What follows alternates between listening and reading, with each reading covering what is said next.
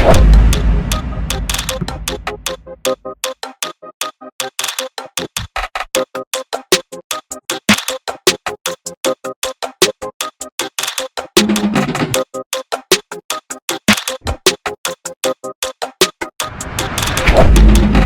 everyone, my name is Professor Matt Freeman. I'm the Centre Director at Future Space, and this is...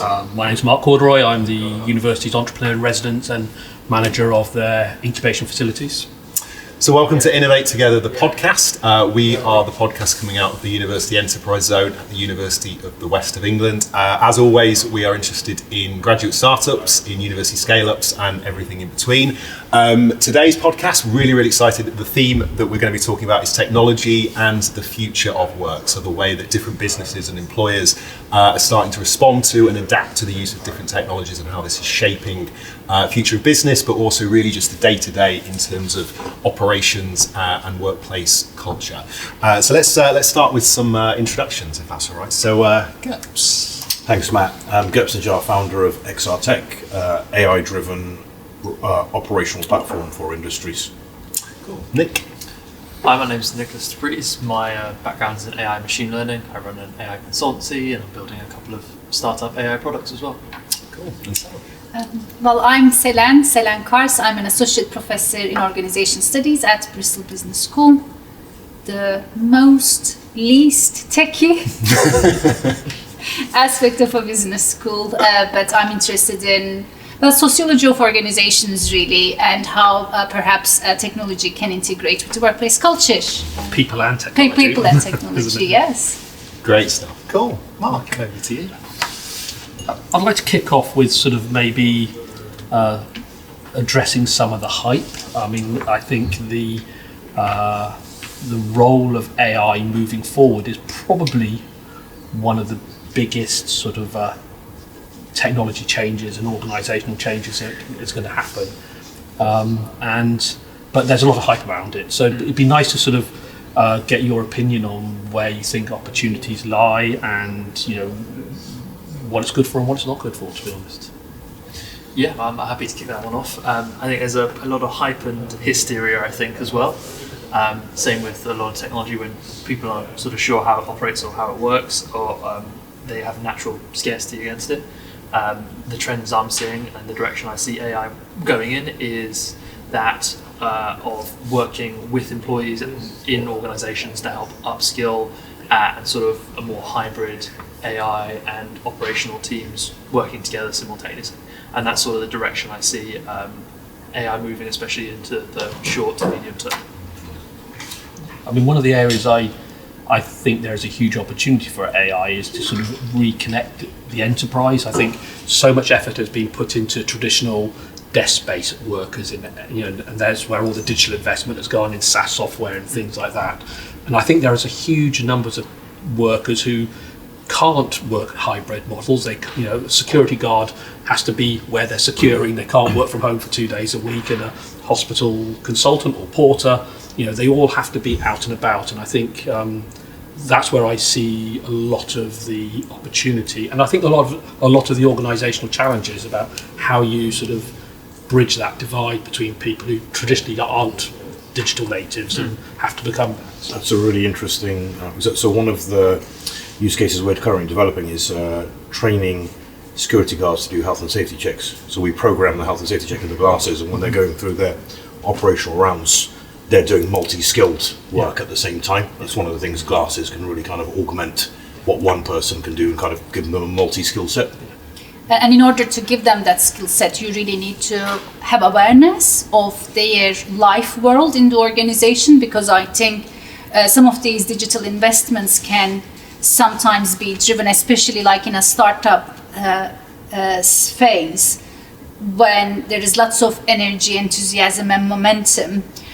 Sometimes practitioners can be drawn into a digital tool because it just feels like really very fancy and edgy, but it's not necessarily about the tool. It is about how that tool is going to improve and augment the life world of that very frontline employee. So it is about having an understanding of how we can embed this technology into existing workflows, and that requires awareness of other people. In my day job, I spend on a daily basis saying to startups, speak to your markets. You know, the idea that build it and they will come is being proven not to work more times than ever. You know, and I think particularly when you're trying to sort of bridge that sort of digital divide and you're trying to understand how a group of people work and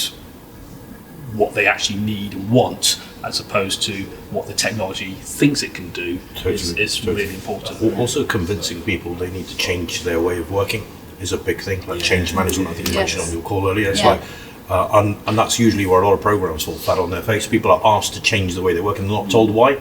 This is where awareness raising, building a proper coalition of the willing, I think is really important to drive that whole change management. The quality of relations and the quality of conversations that you are going to have with people. Many people will be quite clear on what their technology can offer, but why is...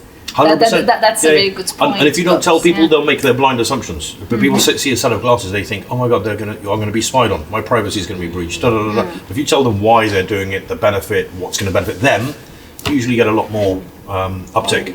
Totally. I think you see this in different layers of the organisation as well. I think even sometimes a lot of people I'm seeing that are working with AI want to adopt digital technology, whatever it is in the organisation.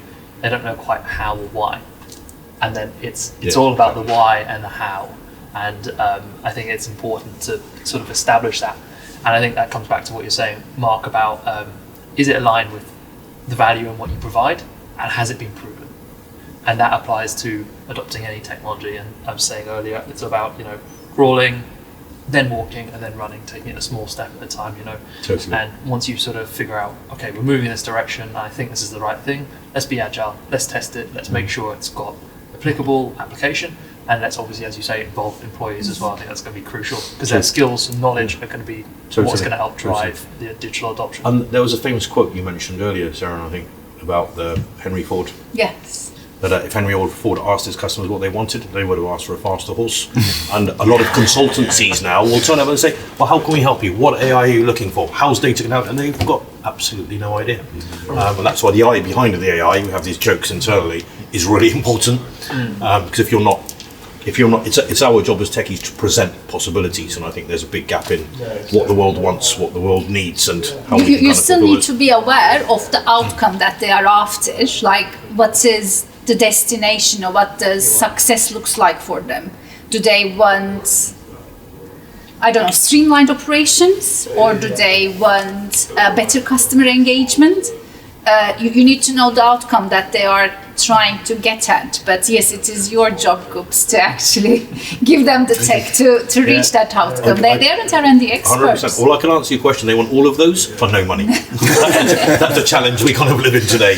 Everybody wants everything, but they have no budget. I think the way the payback actually is organisations underestimate the knowledge their frontline workers have. The people who are doing the job, whether it's whatever the job is, whether it's sort of the people who are going out to repair a wind turbine, or somebody who cleans the office, or somebody who's providing security services. These are the guys who will notice when things are going wrong in an organisation. They're the people who can deliver productivity gains if they can be connected back into that organisation. There's no point having a sort of someone cleaning a hotel room at the end of their shift passing a post-it note on to the next shift manager, who then the next day passes it on to maintenance. That's sort of days of unproductive, unhappy customers. And that if you can empower the people doing the frontline jobs to actually connect to the enterprise, I think that's where the opportunities are not really being talked about at the moment. But I think that's where where people are looking for productivity. That's where the low-hanging fruit is. Couldn't agree more. I think it brings up a really good example that I heard of, where someone said, let's go into a hotel, it's a high-end hotel, let's see how we can sort of improve it and save some money. And they're like, okay, you're paying someone to open the door, let's just bring in an automatic door, let's automate it, let's digitize it, and then this person can be let go of, and great, you've saved yourself a whole load of money, and that's brilliant. Fast forward a bit later, people are sleeping on the porch, things are getting dirty, litters everywhere, people are riffraff are coming in and out, and then obviously these change managers that went in and said, let's automate, let's digitize, let's improve.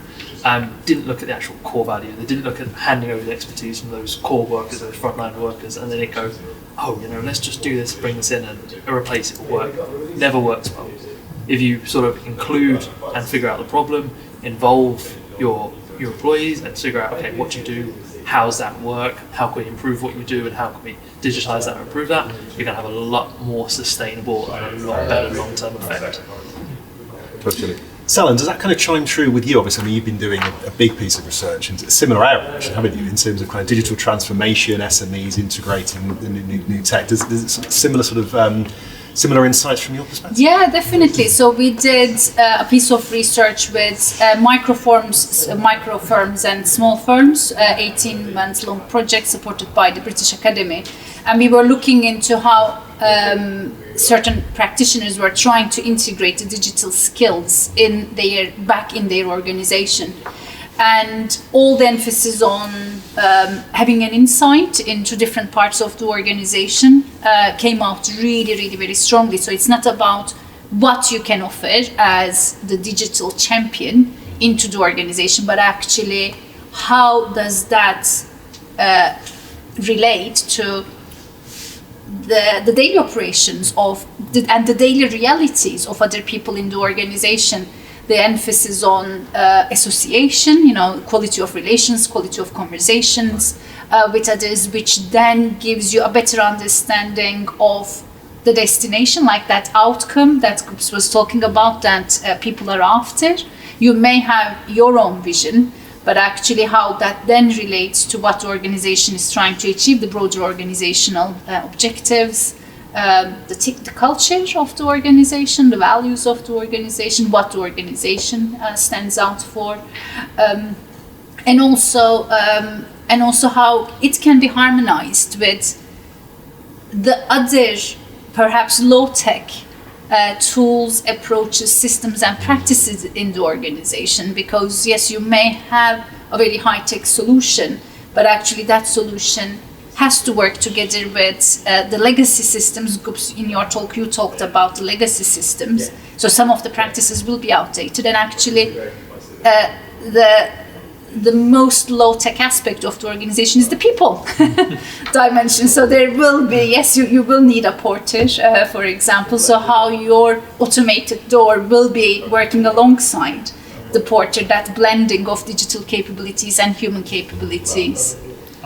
I actually think the human is probably the most high-tech part of the link, actually. I mean, no one actually understands how we work, or so my wife tells me.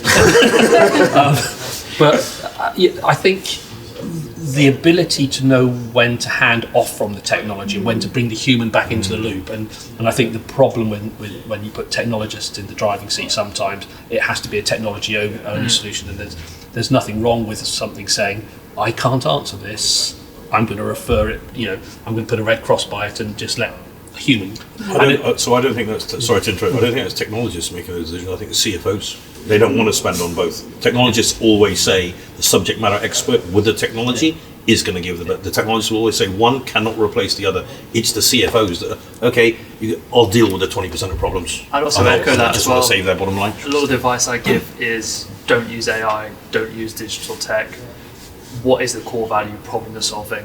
How can that be supplemented with supporting in the additional operations of that? Where are the advantage and efficiency gains? And how can AI or machine learning or some digital tech plug and support your core value and mission? Not the other way around. It should be tech first. It should be business first, people first. Totally. We do embrace grey in the tech world. It's the C-suites that usually want black and white kind of outcomes, and we're kind of usually challenged a little bit by that. And it is usually budget driven. I'm all for grey in the tech world. Me too. I mean, seriously, I do think there is a problem in the tech world sometimes with, particularly when you look at the new tech companies coming to market, they've almost forgotten what it was like pre-tech. And I still think there are huge numbers of lessons to learn where, in the pre-internet days, you had to work in a different way because there wasn't any sort of digital connectivity. And then we've learned to digitize different aspects, CRM systems and enterprise resource planning systems. But we never understood language, and I think as soon as you have models that can start to understand language, it opens up new possibilities. As long as you, I think one of the problems with GPT, for example, was it hit the market like a sort of a tsunami, and everyone was sort of saying, write me a blog post to do this, and write me an ebook to do this. And they sort of missed the key point that what it actually does is it understands language and reasoning very well, but you've got to give it other tools to become truly useful within a business context. And it's advice, I would say, completely. That's exactly what large language models with what GPT has unlocked, is the ability to talk and communicate to a computer. The best thing to do then is supplement that with additional stuff. Let's say you had a sort of traditional AI that was sorting or filtering something. Now it can intelligently filter and sort something, because you can now communicate and go, oh, that's not quite right. I meant more like this or more like that. That's the real advantage of using language models and sort of AI in the modern sense.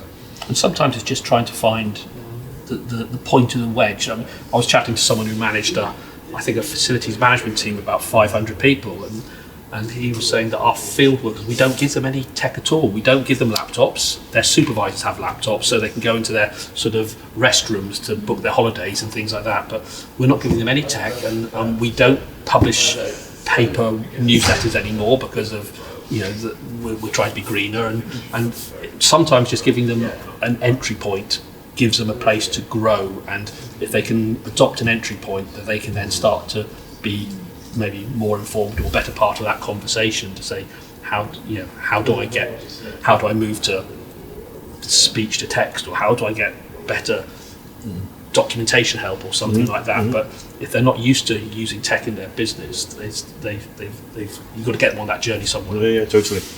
Brings a question: when did over-engineering become the standard? Concorde helped. I miss Concorde, by the way. What happened to the new Concorde? That's a good point. I mean, the question of adoption is interesting. I mean, Gurps, I suppose from your point of view, obviously you're working with technology that applies all different use cases, all different sectors, and you're saying there about people don't want to spend the money or they don't understand it. Have you got a sense of where maybe that's not true? Are there certain sectors or certain areas or maybe size of companies, or actually this stuff is being adopted more easily? That's a really good question, Matt. Simple answer is no. But we're getting there. So initially we were pitching. We were born in the big energy sector, and they obviously had lots of money to fund us for as long as they wanted to. But when COVID slowed all of that down, we thought the renewables, new disruptive industries are going to be the ones. Because they're not built on legacy systems. A lot easier to go in with new tech if you're in a new business sector. Then we realized actually that the green, what's called renewables energy, is not very green how they operate. They actually operate in a very messy way. External suppliers, external contractors, external decision making, all that kind of stuff. And they didn't have a lot of money. So we're now being pushed in somewhere in the middle. But I think that you definitely need a company that's disruptive, that want to aggressively grow their business. It's a really important thing, and they've got proper investment to do that. So if you want to cut your costs radically, you want to go into new markets with brilliant new ways of doing things, that you can really have competitive advantage against the incumbents, that's the sweet nugget that we're kind of getting to, if you like. So they're well funded, they have a business mandate, they've got a proper growth strategy. They're the ones that embrace what we've got, because we give them a lot of compelling USPs to be able to attack the market. Generally, a company that's doing really well, they're like, our P&L's great. Not interested. We're going to play golf at 12 o'clock. Yeah, exactly. Why bother? And the ones that are coming up, they don't quite have the funding or the right internal resources, because you do need internal resources to adopt new technology. Yeah. And if you've got a multi-outsourced supply chain, nobody's going to agree with each other how to do things. Was that true for the businesses you looked at, Selen, in terms of that need to be disruptive, or maybe perhaps on everything's going perfectly well? The destination, the idea of having a clear destination in mind was really very important. We had practitioners from organizations that weren't disruptive at all. We had some participants even from charities, for example, third sector organizations, quite static industries like architect practice, for example. which were heavily reliant on human creativity and using software essentially to just enhance the human cognitive and creative capacities. But really what Gurps says in terms of where do they want to get at, what is the next milestone, having a clear destination and a destination that is well aligned with their broader organizational objectives and aspirations. That goal alignment was quite important. And what Nick said in terms of crawl, walk, run, I always get the order wrong, is also really very important, a sense of progress, step by step. And we have reflected on yes, maybe it is about giving them a laptop so they don't have to go to the restroom to booking their holidays. It's not a disruptive high-tech solution, but actually it is an entry point to enhance their daily experience. So destination and a progress stepwise approach to reaching that destination. I think technology companies are generally impatient because they sort of live on that cutting edge of newness. And it takes organisations time to change. It took 10 years for there to become the norm to have a monitor on every desk, or everyone to have an email address. Change. They're quite conservative. That's a really good point. Somebody said to me recently, because we're trying to get into the energy sector in some areas, and we're 2.5 years into some tenders, and I was having my techie complaining it's not fast enough, we're running, and they were like, well, that's actually really good for our sector. And sometimes it takes 3.5 years to, and they're like, just stay cool, it's just the way it is. I think you're absolutely correct. We have, in our research, we have found that cultivating a strong sense of personal agency was the first step in digital transformation. If people do see themselves as passive recipients of change, then we have that blind resistance, then we have that hysteria around, AI is going to replace me. Well, if they can position and if they can visualize themselves as a digital champion, saying, well, actually I can exercise my personal agency in this way, so I'm going to change this aspect of my job, but perhaps retain the other aspect of my job, that really enabled digital transformation. I think that's best advice. I think that's the same I'm giving to a lot of clients is employees first. The best thing you can do is upskill, teach them how to use AI, teach them how to write use cases, and then challenge them to go off, be a bit lean, discover their own areas of efficiency, and then focus on those promising use cases. Upskilling is really very important, isn't it? Because people need to be feeling confident and competent. Self-efficacy needs are really very important. Nobody wants to try something and fail and appear to be an idiot in the workplace. Everybody actually wants to feel good about themselves. So they need to have the skill set and a belief and a confidence in their skill set to apply and leverage those skills competently. I mean, it's a nice segue actually into sort of thinking about talent, right? I mean, something I'm quite interested in. So, all of this stuff that's going on, AI, emerging tech, what does it mean for employers? What does it mean in terms of skills and talent and recruitment, and actually what it even takes to sort of be successful in some of these kind of tech companies like yourselves, in terms of the pioneering in this sort of stuff. I mean, Nick, from your perspective, I know you've been doing a lot of thinking around wide scale, what's the impact of AI on job markets at the minute and recruitment. I mean, what is it kind of looking like on a sort of macro level from your perspective? Well, it's quite a dynamic and changing landscape. As we say, we're sort of still discovering the AI use cases. It's sort of grey water, grey area, and people are sort of figuring out we can apply it here, we can apply it there. We're not quite sure. So I think as the landscape is unfolding, I think, as you say, upskilling, learning to upskill yourself, learn new tech and work with the AI is going to be huge advantage. And we're sort of seeing this a lot in software development. All the developers who have the ability to use AI to help them write code faster, write automated tests, and also sort of write automated platforms, use AI in their code writing individually and across the organization are the ones in the highest demand and the ones that are so easily employed.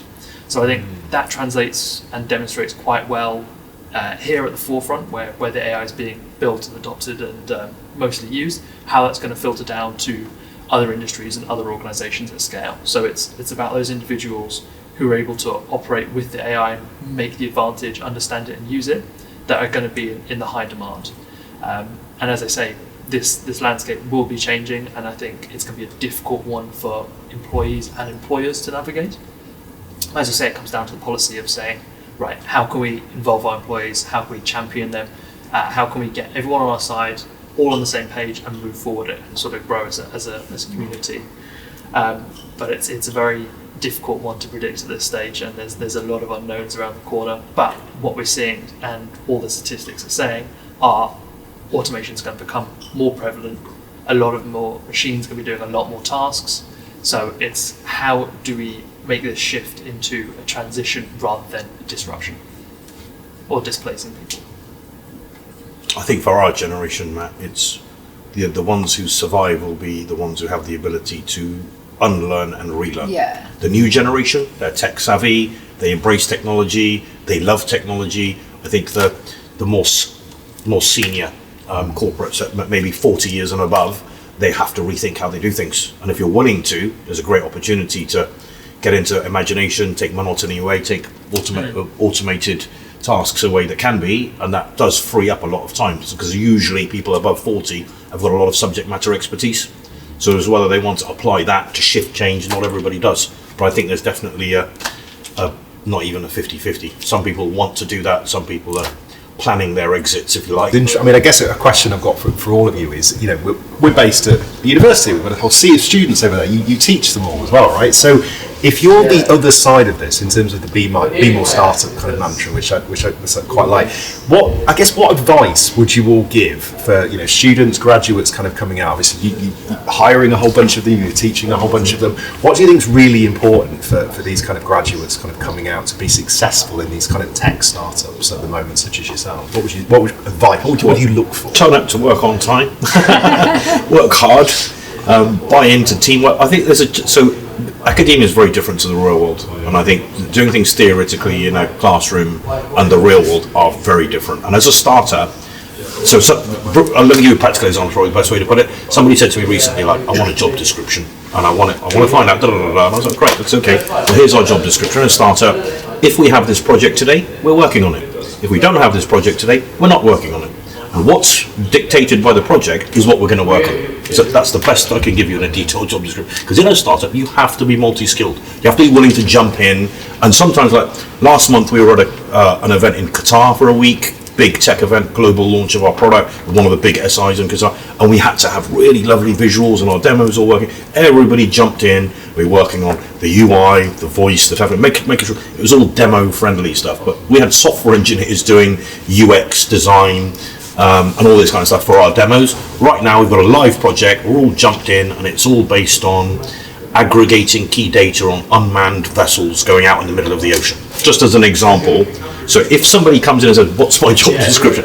We can't give it. And it's really, you have to be very, I think you said this earlier, you have to be very agile, flexible, willing to learn.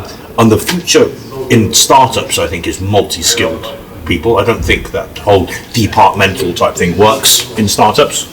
As we grow, there might be a little bit more proper structure, but yeah, I think the challenge for startups and academics, the successful ones, we've had good ones and ones that just didn't work, is the ones that are just, they buy into what the company's doing, and when the company succeeds, you succeed as a consequence of the success of a company. Sorry, it was very long-winded, but it's more about people, though, isn't it? Which is interesting. Oh, very much. 100%. Mindset. 100%. Well, the tech's the skill you're bringing in, right? The culture of a company should be you win together, you lose together. That's what we always try and instill. So if there's a success on the front end because we won a deal, it shouldn't only be a commission to the sales guy, and he's the only guy that feels good. So we've created a company culture now. If we have a win fee that we're paying people, the sales guy gets it, well, so does the tech in the back end that deliver the demos, who's going to deliver the project. So that, I think, to create a team that's holistic, you have to put those type of frameworks in place. Also, asking people to work very hard, I think you have to give them part of the company. So employee ownership, I'm a big fan of.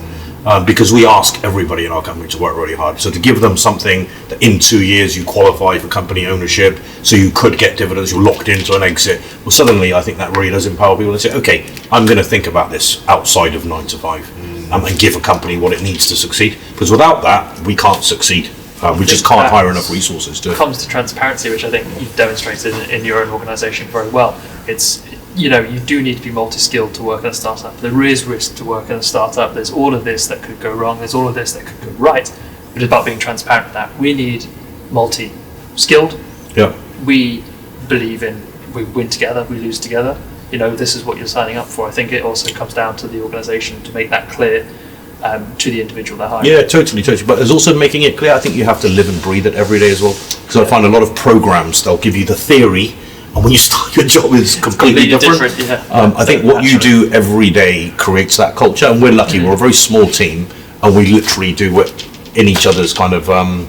And all projects we discuss openly. You know what you're doing, I know what I'm doing, but we constantly kind of have that agile stand-up update every day, see how things are going. So people are watching the journey and they can see what's succeeding, what isn't. And I think transparency and honesty is really important, but also, totally. But I think coming back to part of what I think you're getting at, Matt, and your question was the majority of people who leave a university don't go into startups. And so I jokingly say when I work with the undergraduates here that you're not just enrolled in the University of the West of England, you're also enrolled in the University of YouTube. And this concept of being able to, I think the most important lesson I would say to anyone else, I've got daughters in their 20s, that ability to learn continually. And if you start off your career when you graduate and say, I am never going to stop learning, and it's the people who stop learning and say, I've put myself in this box. If you were an engineer and you could only use a drawing board in the 80s, you fell off the cliff when CAD came along. Yeah, exactly. And all those jobs that disappeared when the websites and digital stuff came along.